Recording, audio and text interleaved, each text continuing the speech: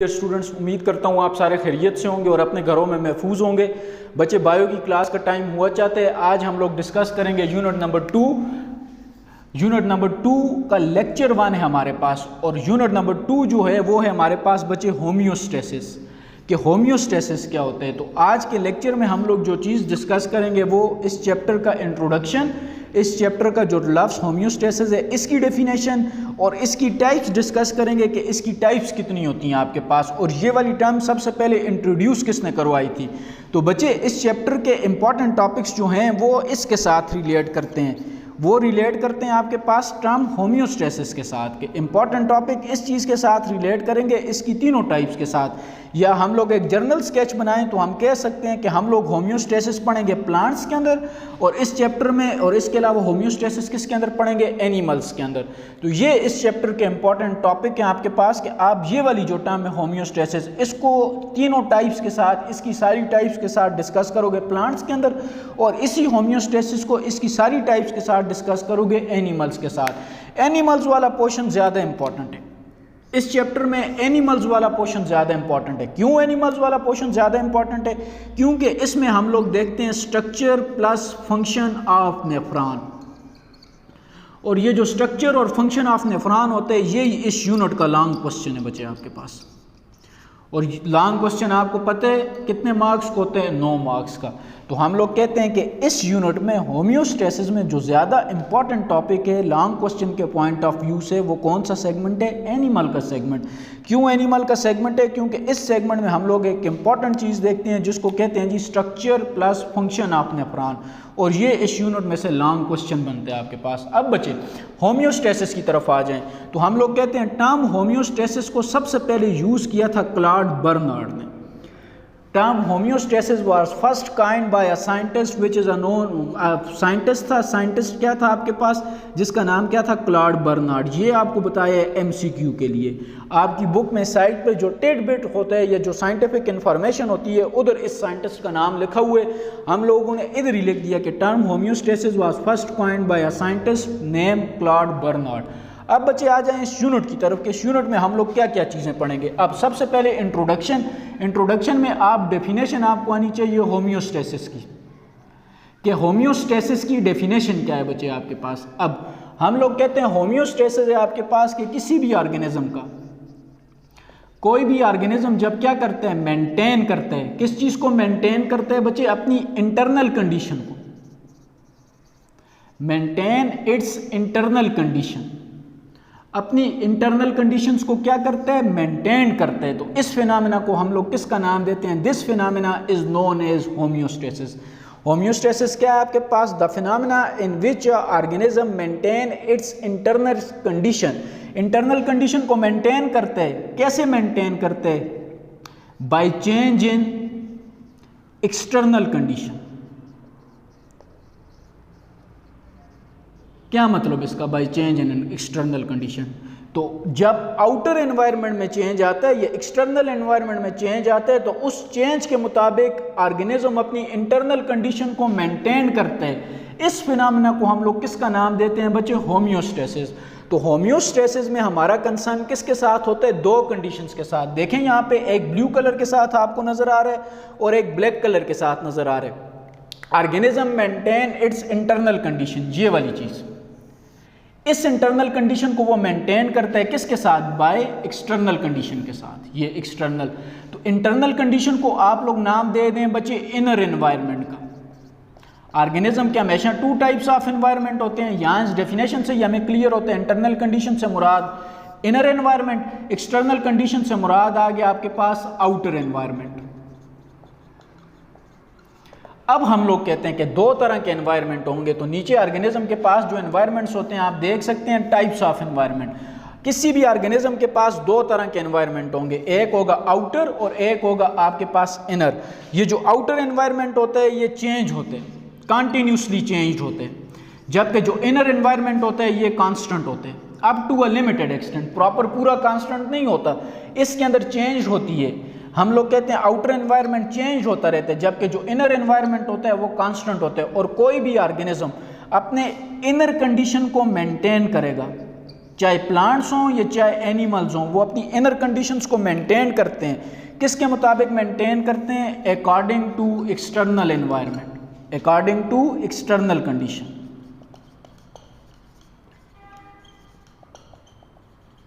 अब बचे यहाँ पे आ जाएं दोबारा, टाइप्स ऑफ एनवायरनमेंट। कितनी एनवायरनमेंट्स की टाइप होती हैं किसी भी ऑर्गेनिज्म के लिए? ये टाइप्स ऑफ एनवायरनमेंट किसके लिए हैं? ऑर्गेनिज्म के लिए।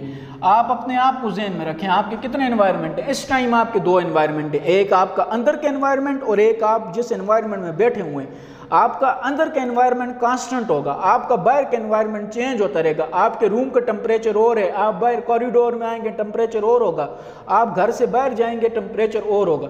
इसका मतलब है आउटर एनवायरनमेंट कंटिन्यूसली क्या करता रहता है? चेंज करता रहता है। जब आपका इंटरनल एनवायरनमेंट चेंज नहीं करता, आपका इनर टेम्परेचर कितना है आपके पास? 37 डिग्री सेंटीग्रेड। हाँ, इस 37 डिग्री सेंटीग्रेड के अंदर लिमिटेड एक्सटेंट में चेंज आ सकती है, और वो चेंज हमेशा किसके मुताबिक होगी? आपके पास आउटर एनवायरनमेंट के मुताबिक में। इसी कंडीशन को हम लोग किसका नाम देते हैं? होम्योस्टेसिस। द कंडीशन और the phenomena in which organism maintain its internal condition, अपनी इंटरनल कंडीशन को मेंटेन करते हैं। किसके मुताबिक करते हैं? By change in external condition. External environment, external condition के अंदर जो चेंज आती है उसके मुताबिक जब ऑर्गेनिज्म अपने इंटरनल एनवायरनमेंट को चेंज करते हैं तो इस मैकेनिज्म को हम लोग किसका नाम देते हैं बच्चे? होम्योस्टेसिस का। अब यहाँ पे आ जाएं दोबारा ज़रा, एनवायरनमेंट का हमें पता चल गया। अब आप लोग देखें बच्चे कंपोनेंट्स ऑफ इंटरनल एनवायरनमेंट, कि आपकी बॉडी के अंदर इंटरनल एनवायरनमेंट के इंपॉर्टेंट कंपोनेंट्स कौन कौन से होते हैं। एक होता है बच्चे आपके पास वाटर, वाटर प्लस सॉल्यूट्स। एक होते हैं आपके पास टेम्परेचर, एक होते हैं आपके पास हम लोग कहते हैं जिसको नाइट्रोजनस वेस्ट। ये तीन कंपोनेंट्स होते हैं। वाटर प्लस सॉल्यूट एक कंपोनेंट, टेम्परेचर दूसरा कंपोनेंट आ गया आपके पास, नाइट्रोजनस वेस्ट तीसरा कंपोनेंट आ गया। ये तीन चीज़ें हमारी बॉडी के अंदर होती हैं। इन चीज़ों को हम लोगों ने बॉडी के अंदर से रिमूव करना होते हैं, ये बॉडी के अंदर इन चीज़ों को लेना होते हैं according to the change in external environment. तो हम लोग कहते हैं हमारे इंटरनल एनवायरनमेंट के जो कंपोनेंट्स एक्सटर्नल एनवायरनमेंट के साथ चेंज होते हैं वो कौन कौन से हैं बच्चे? Water plus solute, temperature and nitrogenous waste. अब हम लोग देखते हैं ये तीन कंपोनेंट्स हैं। अब इन तीन कंपोनेंट्स को रिलेट करते हैं हम लोग होम्योस्टेसिस की टाइप्स के साथ। अगर इंटरनल एनवायरनमेंट के कंपोनेंट्स तीन हैं तो इसका मतलब क्या है आपके पास कि जो हमारे पास होम्योस्टेसिस होगा, होम्योस्टेसिस की टाइप्स भी हमारे पास कितनी बनेगी? तीन टाइप्स बनेगी। कौन कौन सी तीन टाइप्स बनेगी बच्चे? ऑस्मोरेगुलेशन। ऑस्मोरेगुलेशन किसके लिए होता है आपके पास? वाटर प्लस सॉल्यूट्स के लिए। एक्सक्रीशन, एक्सक्रीशन किसके लिए होता है? नाइट्रोजनस वेस्ट के लिए। थर्मोरेगुलेशन, थर्मो का मतलब क्या होता है? हीट। रेगुलेशन का मतलब क्या होता है आपके पास? मेंटेन करना। तो हीट मेंटेन करने से मुराद क्या चीज़ है? हम लोग किस चीज़ को मेंटेन करेंगे? टेम्परेचर को। अब यहाँ पे आए दोबारा ज़रा, कंपोनेंट्स ऑफ इंटरनल एनवायरनमेंट कितने हैं बच्चे? 3। Water plus solute, temperature, nitrogenous waste. मैंने आपको कहा है कि हमारे अंदर इन चीज़ों की कंसंट्रेशन या इनकी क्वांटिटी या इनकी अमाउंट चेंज होती है according to the change in our external environment. तो जब एक्सटर्नल एनवायरनमेंट के साथ इन चीज़ों की हमारी क्वांटिटी चेंज होती है तो हम लोग कहते हैं कि हमारी बॉडी क्या चीज़ परफॉर्म कर रही है? होम्योस्टेसिस। अब क्या क्वेश्चन ये राइज होता है कि होम्योस्टेसिस की एक ही टाइप के अंदर सारा कुछ होता है, ये तीनों कंपोनेंट्स चेंज होते हैं? नो। उसका आंसर क्या है कि अगर इंटरनल कंपोनेंट्स तीन इंपॉर्टेंट हैं तो इसका मतलब होम्योस्टेसिस की कितनी टाइप्स होंगी? 3। कौन कौन सी? Osmoregulation, excretion and thermoregulation. अब बच्चे डेफिनेशंस, इन तीनों की डेफिनेशन देख लेते हैं। तो सबसे पहले डेफिनेशन हम लोग देखते हैं ऑस्मोरेगुलेशन का। ऑस्मो का मतलब होता है बच्चे आपके पास सॉल्यूट। ऑस्मोरेगुलेशन, अब इसको देख लें। इस लफ्ज़ की जब एटमोलॉजी की तरफ आते हैं तो ऑस्मो का मतलब क्या होता है आपके पास? सॉल्यूट। अब आप सबको पता है सॉल्यूट किस चीज़ से बनते हैं? दो चीज़ों से। कौन कौन सी दो चीज़ों से बनते हैं? साल्ट प्लस वाटर से हमेशा कौन सी चीज़ बनती है? सॉल्यूट। या हम लोग कहते हैं आइंस प्लस वाटर से हमेशा कौन सी चीज़ बनती है? सॉल्यूट। रेगुलेशन का मतलब क्या होता है? मेंटेन करना। डिफाइन करें, इधर से इसको आपस में जोड़ दें, अल्फाजों को जोड़ दें, खुद डेफिनेशन करना सीखें। लफ्ज़ की एटमोलॉजी आपको आ गई तो आप अपने अल्फाज में भी कर सकते हैं। क्या होगा आपके पास? द टाइप, सबसे पहले the type of homeostasis. Homeostasis की टाइप होगी जिसमें क्या करता है आपके पास? इन विच ऑर्गेनिजम्स, कोई भी जो ऑर्गेनिज्म है। अब ऑर्गेनिज्म की दो टाइप्स होती हैं बच्चे आपके पास, प्लांट भी हो सकते हैं और एनिमल भी हो सकते हैं। तो यूनिट के स्टार्ट में मैंने आपको बताया है कि हम लोग तीनों टाइप्स, ऑस्मोरेगुलेशन, एक्सक्रीशन या थर्मोरेगुलेशन, आर, इन सब, ये सब किसकी टाइप है? होम्योस्टेसिस की। हम लोग होम्योस्टेसिस प्लांट्स के अंदर भी देखेंगे और एनिमल्स के अंदर भी। तो दोबारा आ जाएं, ऑस्मोरेगुलेशन को कैसे डिफाइन करेंगे हम लोग? The type of homeostasis in which organism, organism चाहे प्लांट हो या चाहे एनिमल हो, प्लांट या एनिमल क्या करे आपके पास? चेंज करें। किस चीज़ को चेंज करें? चेंज करते हैं आपके पास कंसंट्रेशन ऑफ सोल्यूट्स को, सोल्यूट पार्टिकल्स किसके मुताबिक चेंज करें? According to change in external condition, change in external condition. तो इस मैकेनिज्म को हम लोग किसका नाम देंगे बच्चे? ऑस्मोरेगुलेशन का। कैसे डिफाइन करते हैं ऑस्मोरेगुलेशन को? The types of homeostasis in which organism change the concentration of solute according to the change in its external condition. तो इस मैकेनिज्म को हम लोग किसका नाम देंगे बच्चे? हम लोग ऑस्मोरेगुलेशन का। नेक्स्ट जो टाइप है आपके पास वो कौन सी है जी? एक्सक्रीशन। अब एक्सक्रीशन हमारे पास क्या होते हैं? सबसे पहले वही वाली बात करेंगे, हम लोग कहेंगे कि ये भी सब टाइप है। किसकी सब टाइप है आपके पास? टाइप ऑफ होम्योस्टेसिस है। इसमें क्या करते हैं? कोई भी ऑर्गेनिज्म, अब ऑर्गेनिज्म चाहे आपके पास प्लांट हो या चाहे ऑर्गेनिज्म आपके पास एनिमल हो, ये क्या करेगा आपके पास? ये गेट रिड करेगा, निजात हासिल करेगा। किस चीज़ से निजात हासिल करेगा? गेट रिड दी नाइट्रोजनस वेस्ट। नाइट्रोजनस वेस्ट से बॉडी को क्या करेगा? गेट रेड करेगा। ये जो नाइट्रोजनस वेस्ट होगी इनसे निजात हासिल करेगा। अब क्वेश्चन ये राइज होता है बच्चे, नाइट्रोजनस वेस्ट कैसे बनती है? हमारे अंदर एक टर्म होती है जिसको हम लोग कहते हैं मेटाबॉलिज्म। ये कंटिन्यूसली होता है। क्या मतलब मेटाबॉलिज्म का? या हमारे अंदर किसी चीज़ की 9th में आप लोगों ने पढ़ा होगा फॉर्मेशन होती है, या हमारे अंदर किसी भी चीज़ की क्या होती है? Break down.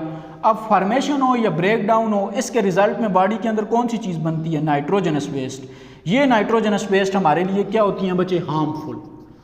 हार्मफुल होती हैं हमारे इंटरनल एनवायरनमेंट के लिए। तो इनको हम लोग रिमूव करने के लिए जो चीज़ या जो टर्म यूज़ करते हैं होम्योस्टेसिस की टाइप, वो कौन सी करते हैं? एक्सक्रीशन।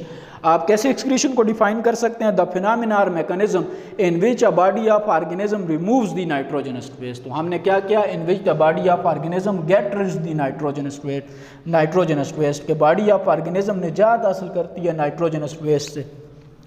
थर्ड टाइप की तरफ आ जाएं बच्चे। थर्ड टाइप हमारे पास कौन सी है? थर्मोरेगुलेशन। अब इस थर्मोरेगुलेशन की जब हम लोग एटमोलॉजी देखते हैं, एटमोलॉजी से मुराद इस लफ्ज़ की बेसिक मीनिंग देखते हैं। थर्मो का मतलब क्या होता है? हीट। रेगुलेशन का मतलब क्या होता है आपके पास? मेंटेन करना। खुद डिफाइन करें। कैसे डिफाइन करेंगे बच्चे? हम लोग डिफाइन करेंगे द मैकेनिज्म और द फिनोमेना इन विच, जिसके अंदर क्या करते हैं आपके पास? कोई भी ऑर्गेनिज्म। फिर ऑर्गेनिज्म की कितनी टाइप हैं आपके पास? 2 टाइप्स। कौन कौन सी 2 टाइप्स हैं बच्चे? प्लांट और एनिमल। वो वाला मैकेनिज्म या फिनोमेना होता है जिसमें कोई भी ऑर्गेनिज्म क्या करते हैं बच्चे? मेंटेन रखते हैं। किस चीज़ को मेंटेन रखते हैं? It's internal temperature. अपने इंटरनल टेम्परेचर को क्या रखेगा? मेंटेन रखेगा। इस मैकेनिज्म या इस फिनोमेना को हम लोग किसका नाम देंगे बच्चे? थर्मोरेगुलेशन का। और वो इंटरनल टेम्परेचर को कैसे मेंटेन रखेगा बच्चे आपके पास? By change in external condition. External condition के अंदर कोई भी चेंज आएगी, उस चेंज के मुताबिक वो अपने बॉडी के इंटरनल टेम्परेचर को मेंटेन रखेगा। कैसे मेंटेन रखेगा बच्चे? हम लोग जब चैप्टर के एंड पे जाएंगे या आखिर में जाएंगे तो हम लोग 2 टर्म्स पढ़ेंगे। एक पढ़ेंगे वेजोडाइलेशन और एक पढ़ेंगे हम लोग वेजो कंस्ट्रिक्शन। तो इस तरह ऑर्गेनिज्म अपने बॉडी के टेम्परेचर को मेंटेन रखते हैं, या टेम्परेचर को ज़्यादा करते हैं या टेम्परेचर को क्या करते हैं? कम करते हैं, according to the change in external condition. तो इस मैकेनिज्म को हम लोग किसका नाम देते हैं बच्चे? थर्मोरेगुलेशन का। तो आज के लेक्चर के लिए यही चीज़ें दोबारा देख लें बच्चे। लेक्चर में हम लोगों ने किसका इंट्रोडक्शन पढ़ा? होम्योस्टेसिस का। होम्योस्टेसिस की टाइप्स पढ़ी, होम्योस्टेसिस की टर्म्स किसने यूज़ की। इस चैप्टर के इंपॉर्टेंट टॉपिक्स के हम लोग होम्योस्टेसिस को प्लांट्स और एनिमल्स के साथ डिस्कस करेंगे। फिर इंपॉर्टेंट जो है वो आपके पास कौन सा सेगमेंट है? एनिमल का सेगमेंट है। क्यों? क्योंकि उधर हमारा एक लॉन्ग क्वेश्चन पड़ा हुआ है। फिर हम लोग होम्योस्टेसिस को डिफाइन करेंगे, एनवायरनमेंट्स की टाइप निकालेंगे, कौन से एनवायरनमेंट चेंज होता है, कौन से एनवायरनमेंट चेंज नहीं होता, इंटरनल एनवायरनमेंट के कंपोनेंट्स को किसके साथ जोड़ेंगे? टाइप ऑफ होम्योस्टेसिस, और होम्योस्टेसिस की हर टाइप को क्या करेंगे हम लोग बच्चे? डिफाइन करेंगे। तो ये तो था बच्चे आज का लेक्चर आपका, लेकिन आज आपका टेस्ट डे भी है। आपका टेस्ट प्रीवियस चैप्टर में से होगा। टेस्ट आपका क्या है वो मैं यहाँ पे लिख देता हूँ। आपका टेस्ट है जी, आपने क्या करना है कि कोई एक respiratory disorder, any one respiratory disorder आप लोग क्या करेंगे, अपने कॉपीज़ के ऊपर करेंगे या आप लोग पेज के ऊपर इस क्वेश्चन को बिल्कुल प्रॉपर प्रेजेंटेशन की मेथड में करेंगे और करने के बाद जो आपके व्हाट्सएप के ग्रुप बने हुए हैं आप लोग उनमें क्या कर देंगे, शेयर कर देंगे। तो आपका टेस्ट क्या है बच्चे आज का, रिस्पायरेटरी डिसऑर्डर। आज आपका कोई होमवर्क नहीं है, ये होमवर्क आप कल अपनी कॉपीज़ पे नोट करके ग्रुप्स में शेयर कर सकते हैं। आज सिर्फ आपका टेस्ट होगा। टेस्ट क्या है बच्चे, प्रीवियस चैप्टर में से, प्रीवियस चैप्टर में से कोई एक रिस्पायरेटरी डिसऑर्डर, 5 रिस्पायरेटरी डिसऑर्डर हैं जो आपको याद है, जो आपको इजी लगता है आप उसको करेंगे प्रॉपर प्रेजेंटेशन मेथड से 4 हेडिंग्स की फॉर्म में, और जो आपके ग्रुप्स बने हुए हैं आप लोग उनमें शेयर करेंगे। जिस तरह आपका काम चेक हो कि आपको वापस भेजा जाता है या आपको उसके ऊपर कमेंट्स किए जाते हैं, जो गलती हो उसको ठीक किया जाता है, सिमिलरली आपके टेस्ट को भी चेक किया जाएगा और वापस आपको उसकी रिपोर्ट दी जाएगी। अपना बहुत ख्याल रखिएगा। अल्लाह हाफ़िज़।